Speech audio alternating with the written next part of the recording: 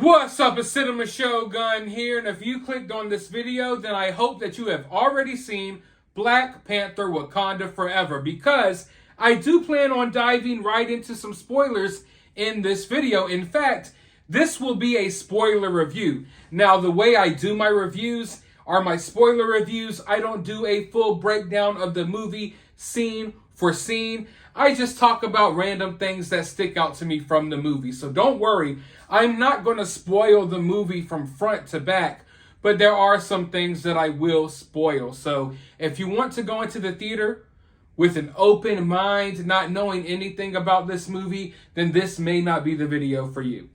Now let me see, where do I begin? Let me start this video by saying that I enjoyed this movie.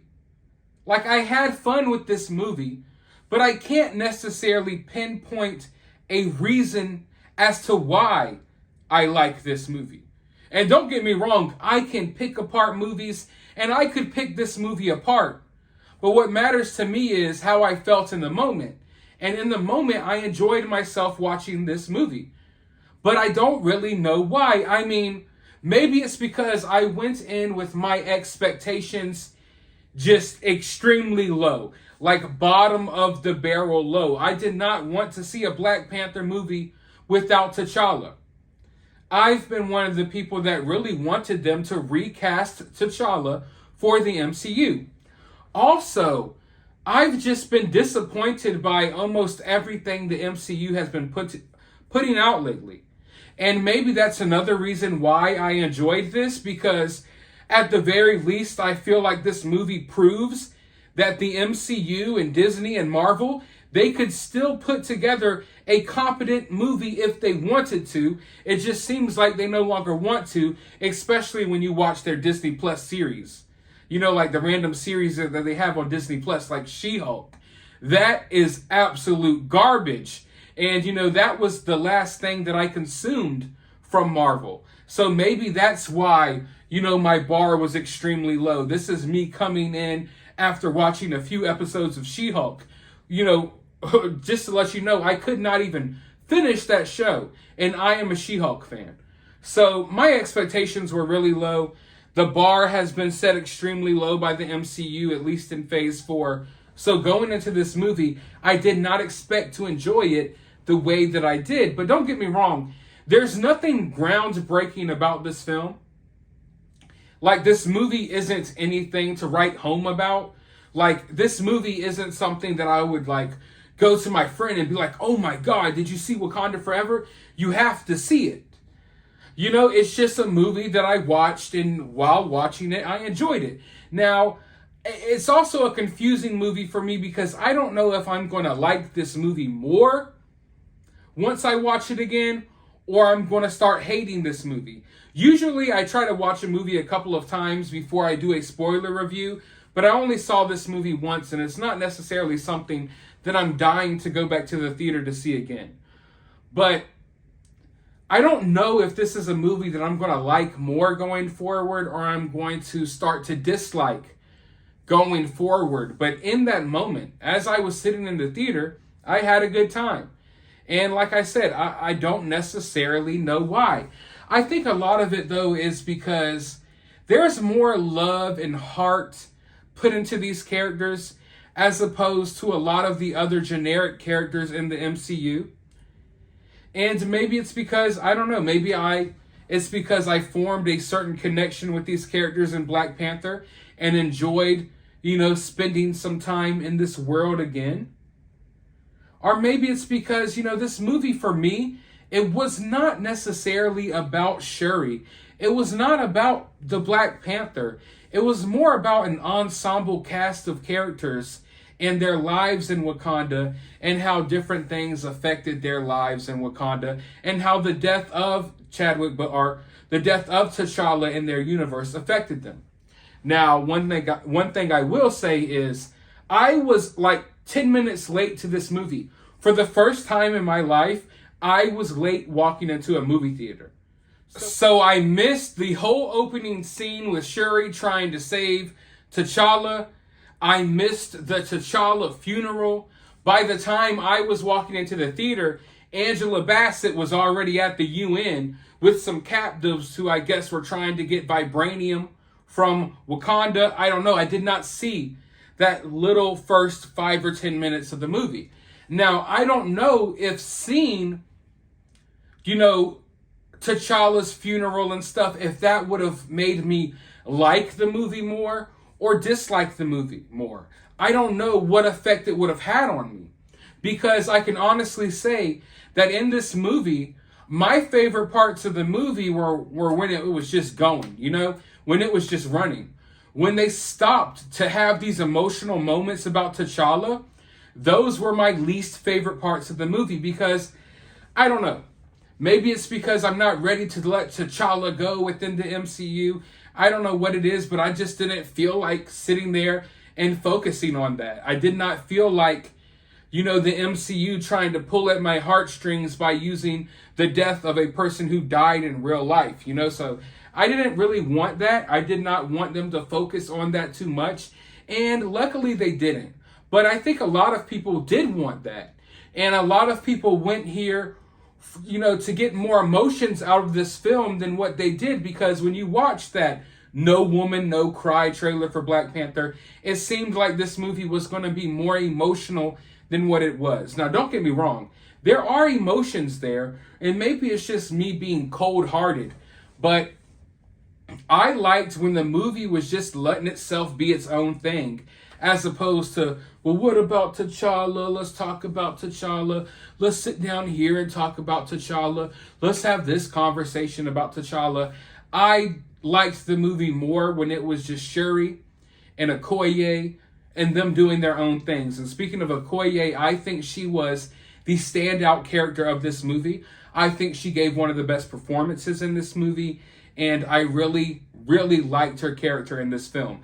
I am not fond of the suit they gave her at the end.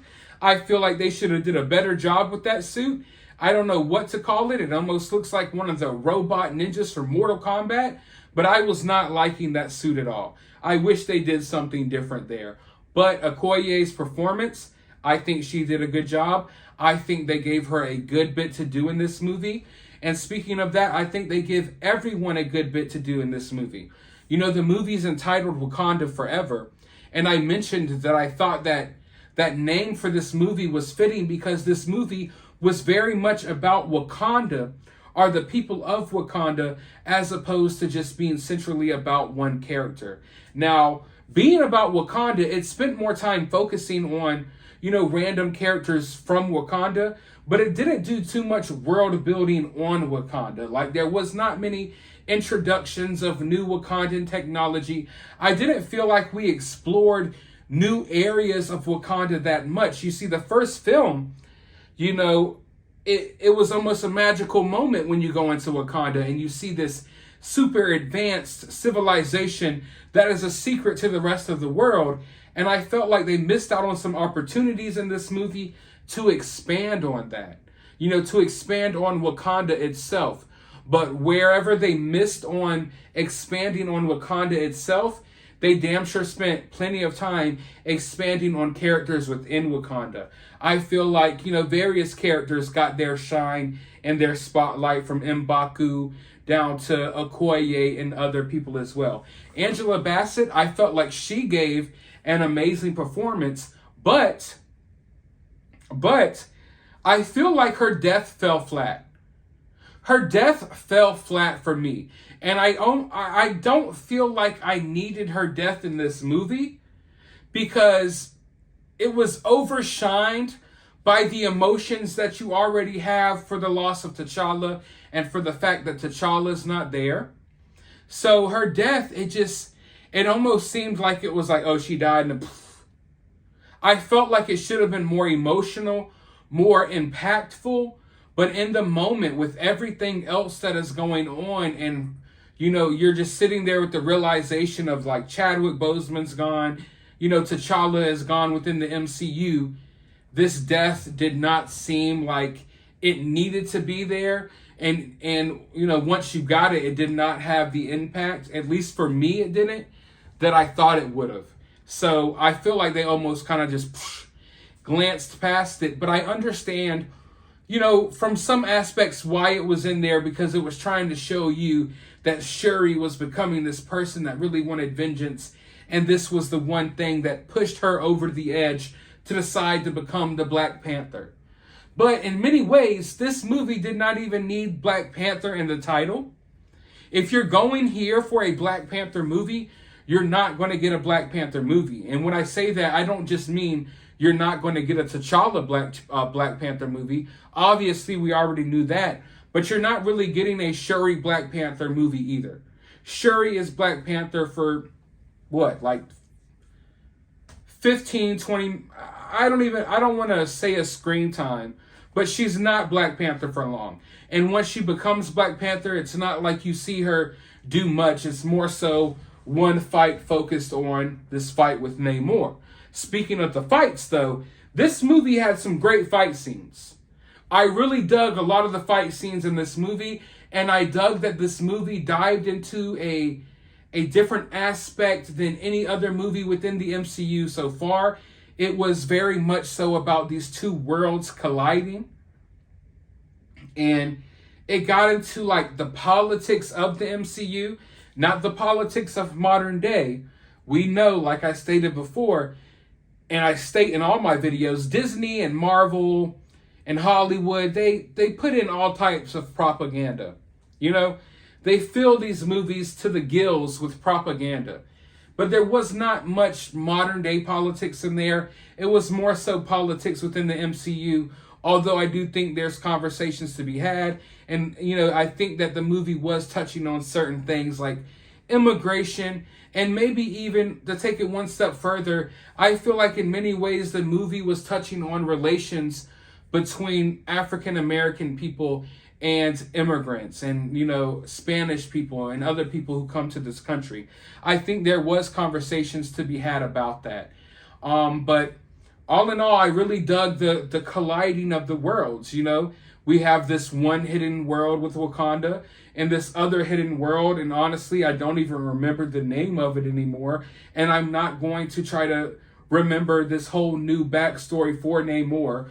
But these two worlds colliding, and I dug seeing the battles that were taking place between Wakanda and Namor's undersea world. As far as Namor goes, I liked the character.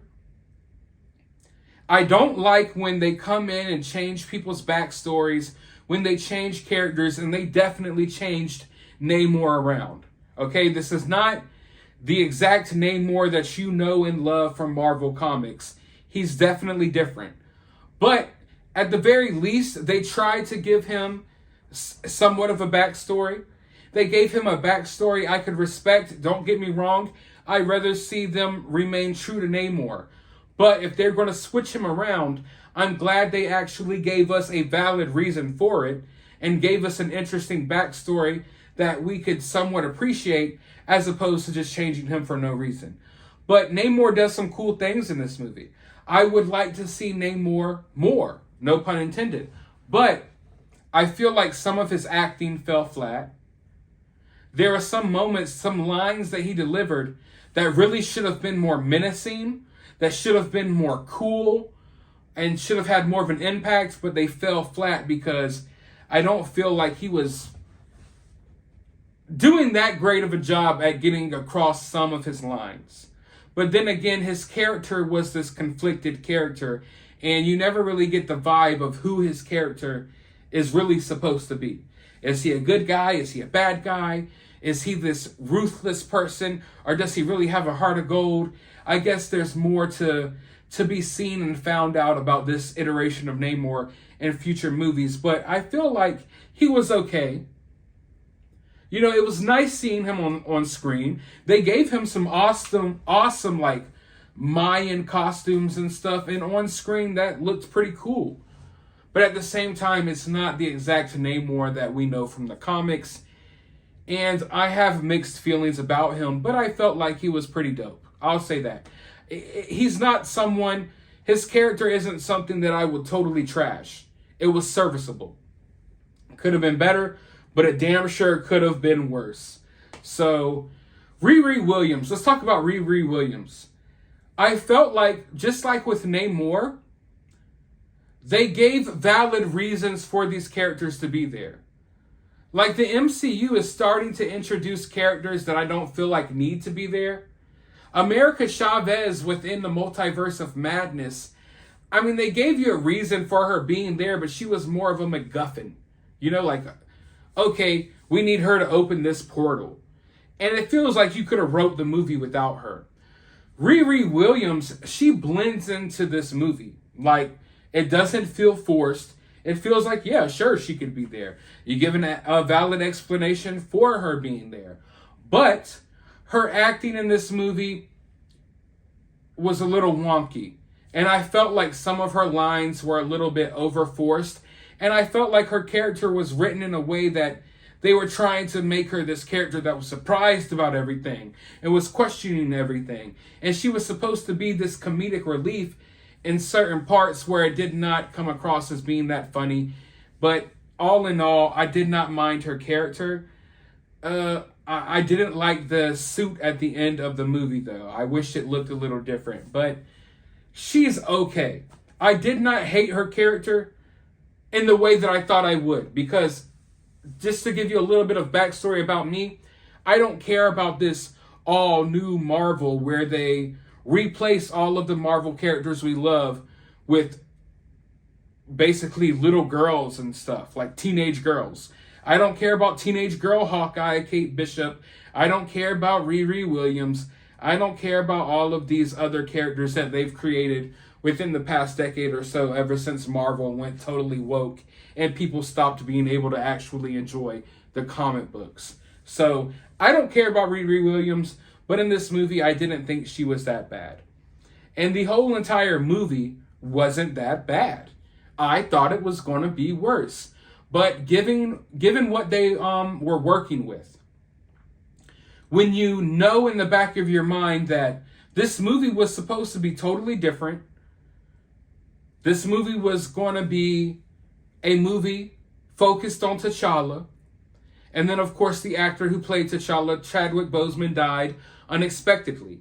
And they had to scrape everything they were doing, and they had to rework this movie in its entirety. So when you know the hand of cards that these filmmakers, Ryan Coogler, that they were dealt, then it makes you a little more forgiving for some things that happen in this movie. And I felt like with what they were working with, they managed to make an enjoyable film that was more enjoyable than most of Phase 4.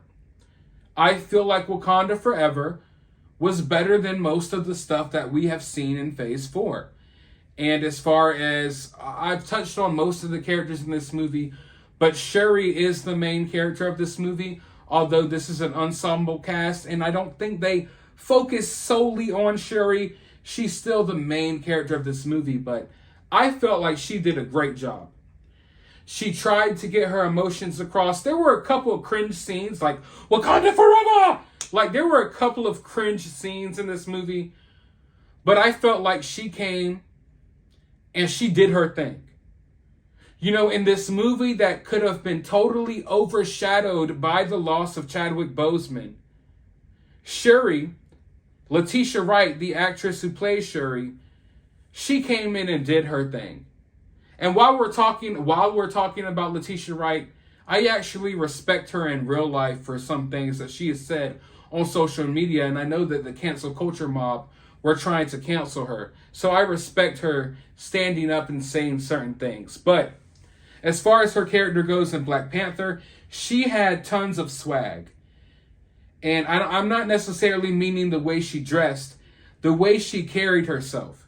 She had a certain confidence in this movie that bled out, you know, on the screen, and it came out of the screen.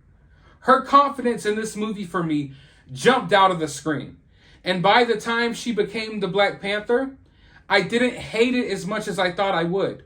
I don't really like the idea of Shuri Black Panther. I know it's happened in the comics, but I want my T'Challa Black Panther. I don't like the MCU and how everything in the MCU now has to be about strong woman characters. I don't like those woke narratives. So I felt like I was going to have more of a problem with Shuri becoming Black Panther than what I ultimately did in this movie, because in this movie, Shuri doesn't even want to be Black Panther. And they never like try to glorify Shuri, or however you want to pronounce her name, and make her something that she's not. In many ways, she's a really nonchalant, cool, and laid back character in this movie, and she really doesn't even want any part of it. And by the time she does take the mantle, it's really just to go ahead and kill one of her enemies, and then she falls back off the map and doesn't really want anything to do with being the new leader of Wakanda. She goes off with Nakia. So I felt like this movie had a good ending. I felt like Letitia Wright did an awesome job. And I felt like Shuri's character, when I thought that she was going to become one of the most unlikable characters in the MCU, because the MCU knows how to make a character unlikable. Look at Captain Marvel. There is nothing likable about Captain Marvel. There was nothing likable about She-Hulk. So they have been ruining these characters. But they did not do that with Shuri. I like Shuri now more than I ever liked Shuri. And in fact, she's one of my favorite characters in the MCU going forward. And that is saying a lot.